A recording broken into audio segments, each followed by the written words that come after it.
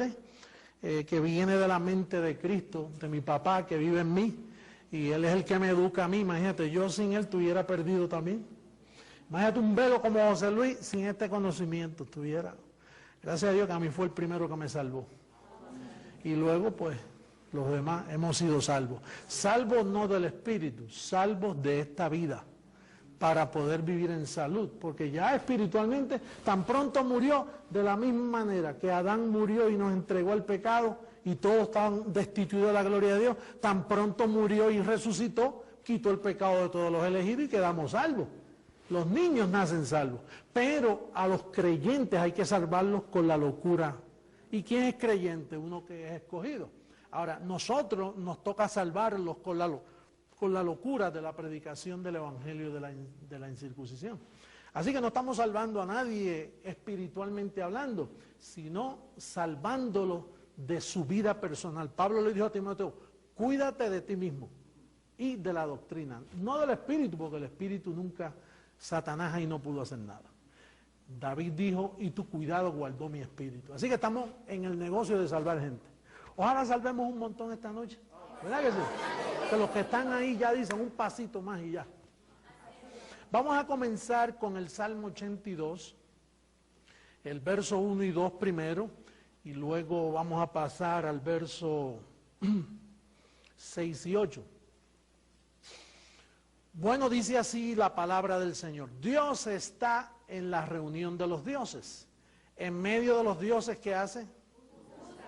Y luego dice, ¿hasta cuándo juzgaré injustamente y aceptaréis las personas de los impíos? Quiere decir, déjamelo en pantalla, no tienes que quitarlo, solo me pueden escuchar. Dice que Dios está en la reunión de los dioses. Pero entonces parece que está hablando de una reunión en la tierra, porque si hay impíos, dice, mire, esperen que Dios juzgue, porque ¿para qué aceptar las personas de los impíos? Ahora, después que dice que Dios está en la reunión de los dioses, Él dice quiénes son esos dioses. Vamos al verso 6 y verso 8. De ahí mismo, de ese Salmo 82. El verso 6 dice, yo dije, vosotros sois dioses. Tú sabes que el sistema le da dificultad que uno le diga que son dioses. No, no, yo soy hijo de Dios. Dice, pero si es que dice, y todos vosotros hijos del Altísimo, si tú eres hijo, eres un Dios.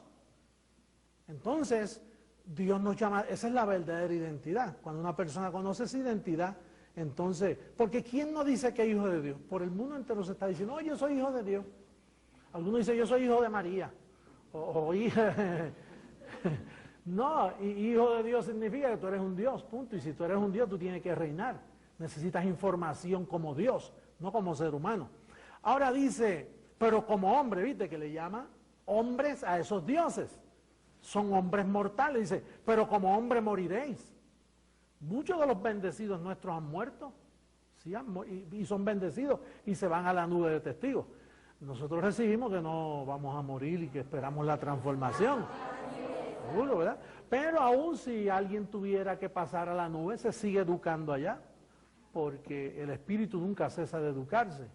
Así que la muerte no es ningún estorbo aquí. O escuchas aquí o escuchas allá, pero escuchas. Dice, pero como hombre moriréis y como cualquiera de los príncipes caeréis. Ahora fíjate lo que dice, levántate, oh Dios, juzga la tierra. Pero en el verso 1 dice, Dios está en la reunión de los dioses. Pero entonces ahora el salmista dice, levántate, oh Dios, juzga la tierra porque tú heredarás todas las naciones. Quiere decir que ese levántate, oh Dios, era un ruego de los elegidos, un ruego de todos los santos que habían pasado de vida a muerte, habían muerto. Y entonces el salmista aquí dice, tiene que venir Dios a juzgar esto.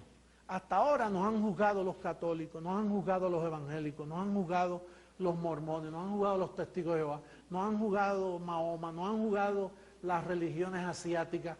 ¿Quién nos ha juzgado?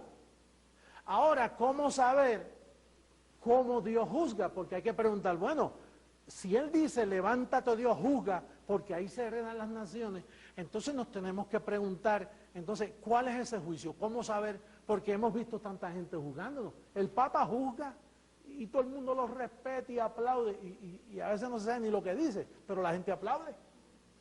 Y Él está juzgando.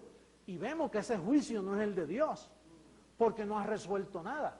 Ahora, ¿cuál será ese juicio? Vamos a ver ahora dónde está ese juicio. Vamos a ver a Romanos capítulo 2, verso 16, para saber cuál es ese juicio. El verso 16 dice, en el día en que Dios juzgará. El salmista allá pedía, por favor Dios, levántate, juzga. Cristo murió, resucitó, se escondió por 2000 años, hasta 1973, en luz inaccesible, nadie podía verlo, pero entonces dice que volvió a vivir, para ser Señor así de los muertos como de los que viven. Fíjate que Pablo está hablando ahí, Él no es Señor solo de los que tienen cuerpo, aún los que han dejado su cuerpo, Él es Señor de ellos. En la nube de testigos, Él los monitorea con su palabra desde aquí, desde la tierra. Dice, pero tú, ¿por qué juzgas a tu hermano? O tú también, ¿por qué menosprecias a tu hermano? Porque todos compareceremos ante el tribunal de Cristo. Compareceremos, futuro, ese tribunal nunca estaba. Ese tribunal venía cuando volvía a vivir, que Cristo en su segunda venida tenía cuerpo físico, entonces Él mismo iba a ser el tribunal, que no es más que en esta noche está en Bogotá el tribunal. Está en Telegram, que es la palabra. Esta es la tarima del tribunal. ¿Y qué hace? Por eso es que dice, no juzgues al otro, porque la palabra se encarga de juzgar a cada uno. No hay que estar perdiendo el tiempo en juzgando a nadie. Y Él dice, porque menosprecias a tu hermano. No lo menosprecies, porque para eso está el tribunal.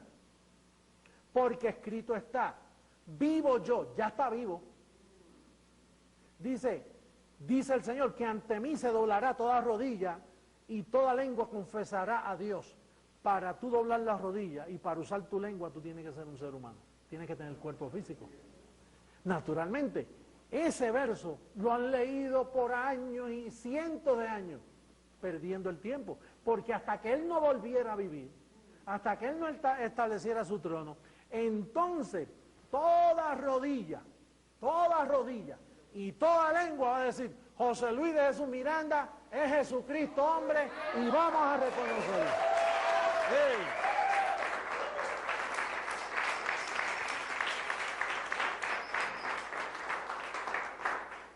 Cada vez se pone más claro el panorama, ¿verdad? Cada vez se disipan más las tinieblas y va llegando la luz. Dice, de manera que cada uno de nosotros dará a Dios cuenta de sí. Pablo hablando cada uno de nosotros, y él ni iba a estar vivo, pero como él dice que él es Señor de muertos y de vivos, y él sabía que iba a morir ya, y él sabía que eso no era para su tiempo, él dijo, no hay problema, cada uno de nosotros, dice, ausentes del cuerpo o presentes del cuerpo, tenemos que serle agradables. Y así que Pablo se incluyó cada uno de nosotros. Alguien dirá, pero tú no dices que eso no es todavía, que primero viene la apostasía y luego en aquellos días sonará una trompeta y como arcángel. Dice, bueno, yo me incluyo porque Dios es Dios es Dios de vivos y de muertos. Y actualmente, imagínate, la congregación de Creciendo en Gracia, cuán grande es. Con los que tienen cuerpo somos millones ya.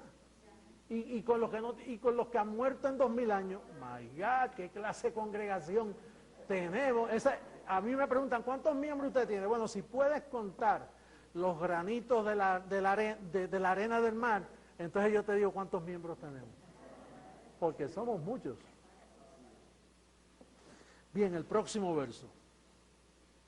Si Dios va a juzgar al mundo con justicia, lo primero que hay que hacer es alumbrarle el entendimiento a las personas, ¿verdad que sí? Porque, ¿por qué tú te dejas juzgar? Porque te quitaron el velo. Pero tenemos millones de personas, creyentes, que son nuestros hermanos, que hay que salvarlos con la locura de la predicación.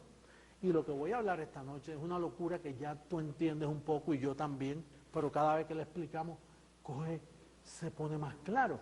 Entonces quiere decir que el mundo, ahora mismo, el mundo no puede ver.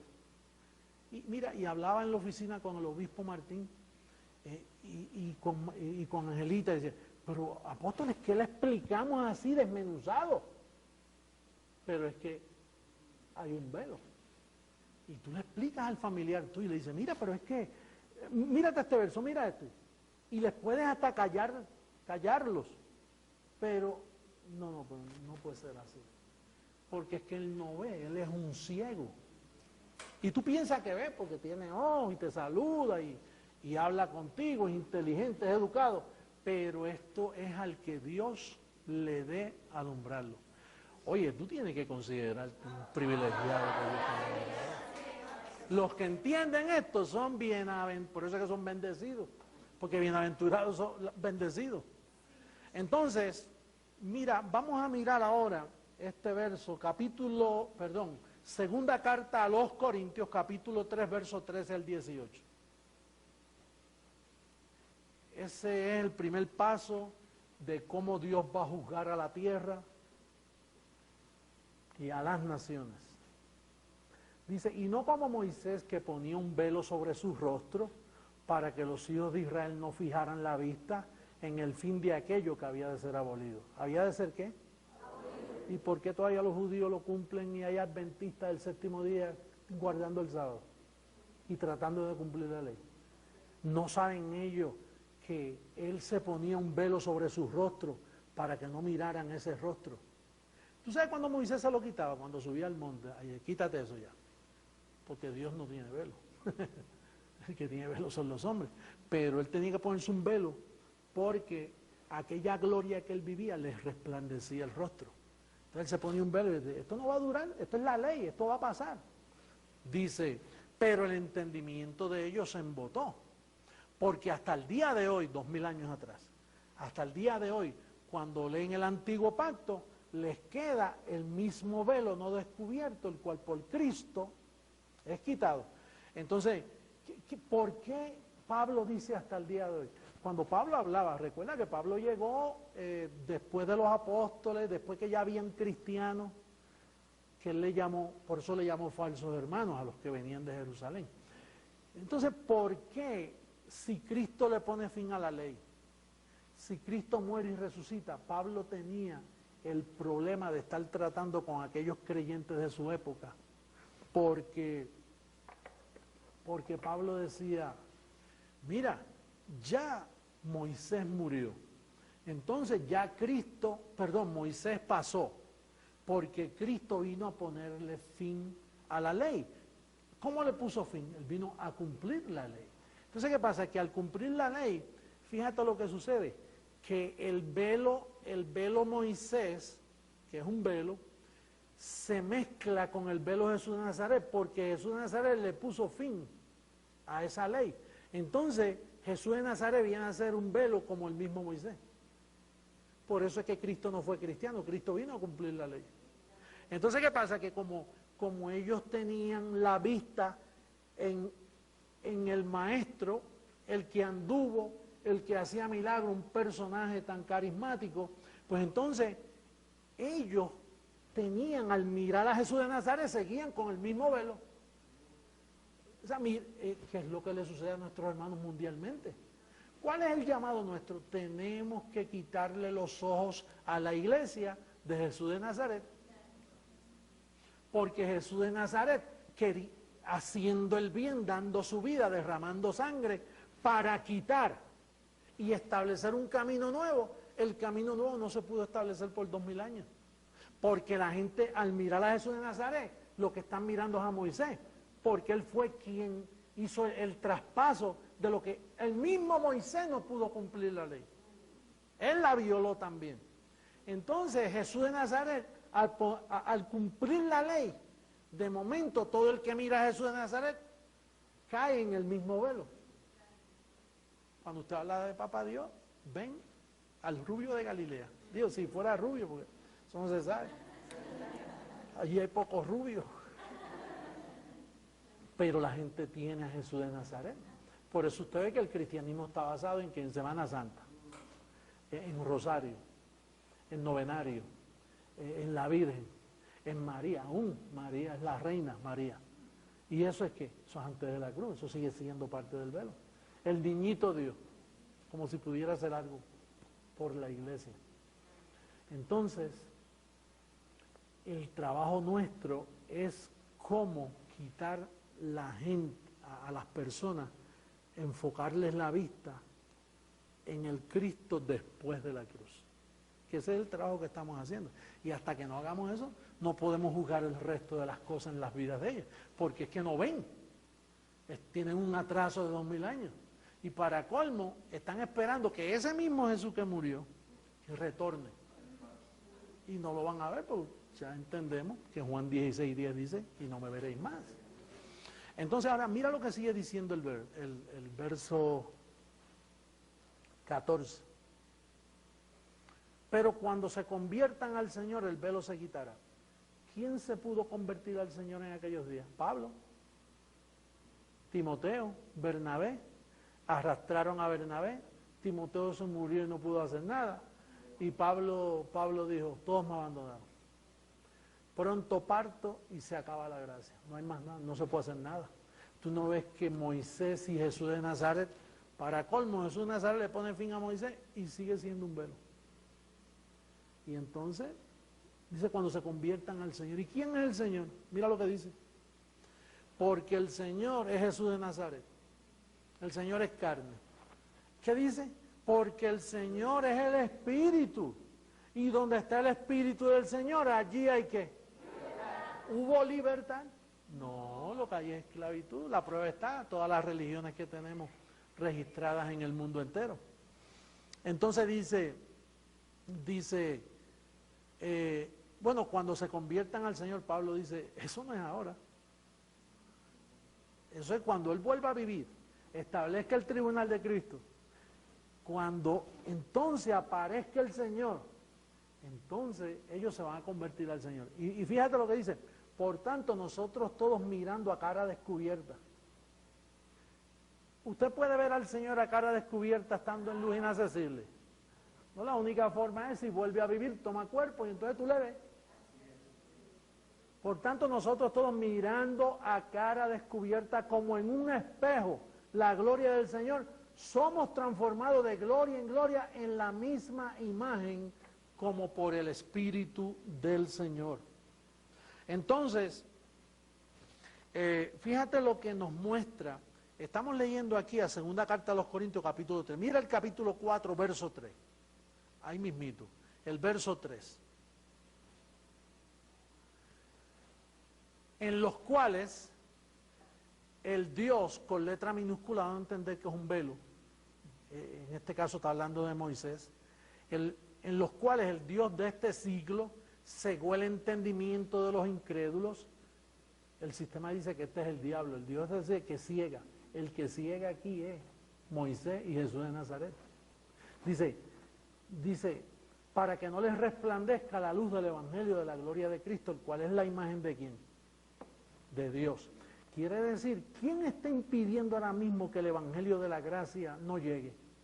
Pues la misma doctrina de Jesús de Nazaret. ¿Y quién era el Dios de ese siglo para ese tiempo? Moisés era el Dios de ese siglo. Dice, porque no nos predicamos a nosotros mismos, sino a Jesucristo como Señor, no como siervo de la circuncisión, como Señor, y a nosotros como vuestros siervos por amor de Dios. Quiere decir que la gente aún diciendo, no, yo me convertí al Señor, ellos no están convertidos al Señor, porque el Señor es el Espíritu, el Señor no es Jesús de Nazaret. Al él resucitar, tomó otro puesto. Entonces, el Dios de este ciclo es Moisés, pero un capítulo, estamos hablando con el contexto, un capítulo antes dice que cuando leen el Antiguo Pacto les queda el mismo velo. O sea, leen el Antiguo Pacto, ya están en un nuevo pacto. Entonces, cuando leen el nuevo pacto, dice Pablo, pero les queda el mismo velo. Dice, no, si estamos con Jesús de Nazaret, eso es lo mismo que Moisés. ¿Cómo convencer a uno de nuestros hermanos que nosotros amamos a Jesucristo? Pero sí, ¿cómo lo vas a amar si está diciendo que tenemos que quitar la vista de él? No, quitar la vista del velo Jesús de Nazaret y ponerla en el Espíritu que resucitó, que ya no es Jesús de Nazaret, es Dios mismo con nosotros. Así que tenemos una tarea hermosa, grande y difícil. Difícil en el aspecto que Pablo dijo, es necesario que por muchas tribulaciones entremos al reino de los cielos. A veces tú dices, ángeles, yo recibo esto y no sé Dios. ¿Y por qué el ángel no me contestó? Estoy en tribulación. Pablo dice, es necesario que por muchas tribulaciones. Yo mismo a veces confieso ciertas cosas y digo, esto está claro, lo digo que está así, pero yo tengo que estar sometido a que para entrar al reino de los cielos, no es solo entrar en toda su plenitud. Hay dificultad en entrar al reino de los cielos. Tenemos un mundo alrededor que no entiende esta palabra, que está ciego, que tiene un velo, lo dice ahí el apóstol. Entonces tú y yo, nuestro deber es confesar la palabra. Y si no se da, mira, yo recibí una cartita de una bendecida, no sé de dónde, que el bebé a los 2 días partió. ¿Y qué vamos a hacer? ¿Negar al Señor en eso? Ella dice, si no llega a ser por esta palabra, no sé qué me hubiera hecho. Pero entendí que su misión en carne no se cumplió. Pero es un espíritu que regresó a la nube de testigos de donde salió. Y no regresa como bebita de 2 días, porque el espíritu no tiene edad. Simplemente ese espíritu regresó en su plenitud de espíritu. Porque el espíritu, para nosotros estamos tan acostumbrados a ver, ay, 2 días, eso era así. Ah, pues 3 añitos así. Es como los que me preguntan, y esto aquí en todas partes me dicen, oye apóstol, ¿tú no crees que es injusto que los que murieron les van a dar cuerpos nuevos? Entonces nosotros, porque estamos vivos, una bendición, nos van a dar el mismo cuerpo. Yo quiero un cuerpo diferente. Y yo le digo, bueno, pues lo que tenemos que hacer es, si nos dan el mismo cuerpo y no nos gusta, hacer un piquete. Nos vamos con pancarta, mira, si yo se hubiera muerto en aquel accidente, ¿para qué enviaste el ángel a librarme? Hubiera preferido para que me diera, mira cómo llegaron estos bendecidos. Pues tú sabes que cuando uno muere el cuerpo se pudre. Y si el hombre era cojo, pues es un cuerpo cojo. Y si era ciego, es ciego. Si era visco, era visco. Si era feo, feo, flaco, gordo. Ay. Y entonces, ahora, ese que se murió electrocutado, que es un bendecido, pero que murió en un accidente y perdió un brazo y perdió la mitad de la cara, y ahora aparece con un cuerpo glorificado. Entonces tú, que estamos aquí en vida, cuando llegue la transformación, no nos van a dar. Yo quisiera estar más flaquito y más, y las arruguitas, oye, venir con más gloria, ¿verdad que sí? Pues yo creo que todos queremos. ¿Tú crees que Dios es justo? Es justo. Pues entonces tú crees que Él te va a dar todas las peticiones de tu corazón. Así que vamos a glorificar al Señor, ¿verdad que sí? A mí me hacen una pregunta, me dice, oiga apóstol, ¿y va a haber sexo cuando venga la transformación? Y yo digo, pues, si tenemos cuerpo, yo pienso que sí. No habrá casamiento, pero bueno, ahora nos casamos y tenemos familia, pero en aquel siglo, me imagino, Dios, tú tendrás tu pareja, pero renovadita, bien bonita, ¿verdad? Y me imagino que el sexo no tendrás que tomar nada para ayudarte, ni clasecita, porque eso será a pura potencia. Para que nosotros vemos las cosas malas por este estado carnal, pero bueno, dice cosas que ojo no vio, ni oído yo, ni ha subido, son las que Dios, eso tiene que ser maravilloso. Lo que viene por ahí.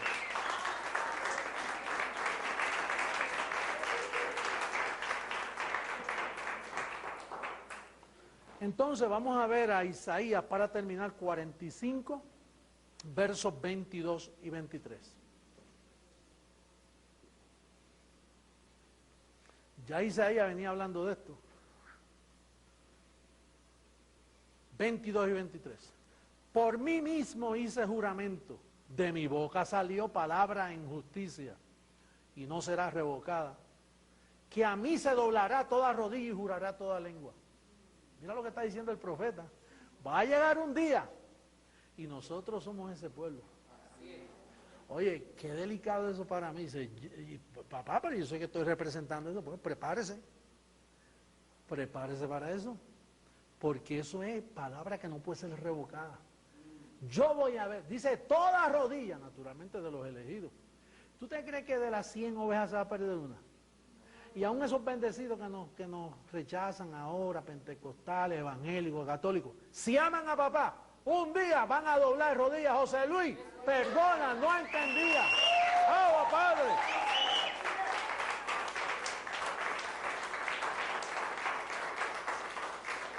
Eso es dándole veracidad a Romanos 14, en el verso 13. ¿Te recuerdas que decía, vive el Señor, que toda rodilla?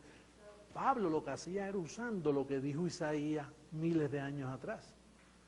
Recuerda que el profeta favorito de Pablo era Isaías, pero Pablo no fue el que dice que toda boca confesará y se doblará. No, eso lo había dicho Jehová en su manifestación, Jehová del Antiguo Testamento.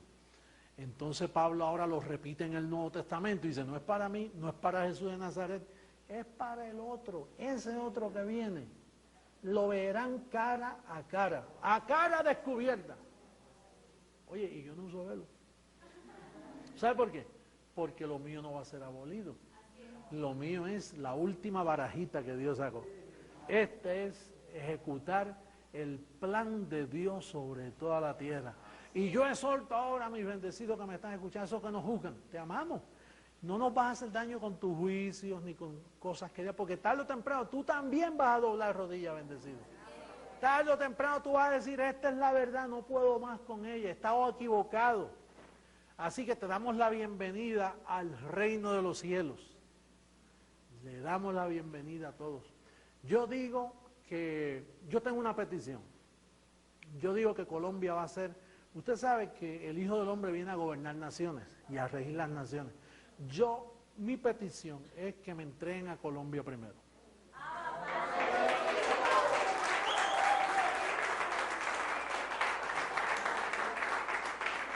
Entonces, yo creo que esperamos que Uribe termine el segundo cuatrenio y cuando él vaya terminando, para respetarle, porque nosotros somos personas respetuosas, ya él no puede postularse más. Así que él le va a caer bien esto que yo voy a decir si le llega a él. Yo tengo la persona en el ministerio, Dios me lo mostrará, ¿verdad? Que yo lo voy a postular como presidente de Colombia. Mira, y no hay que gastar mucho porque ya el voto lo tenemos. Así que yo recibo que el primer presidente de Creciendo en Gracia, la primera nación que Dios mi papá, me va a entregar en mis manos, va a ser Colombia. Y la vamos a sanar de una forma que todas las demás naciones dicen, oye, yo quiero lo que está pasando en Colombia. Yo quiero, y se van a seguir uniendo y gobernaremos todas las naciones del mundo. A su nombre. ¡Gloria!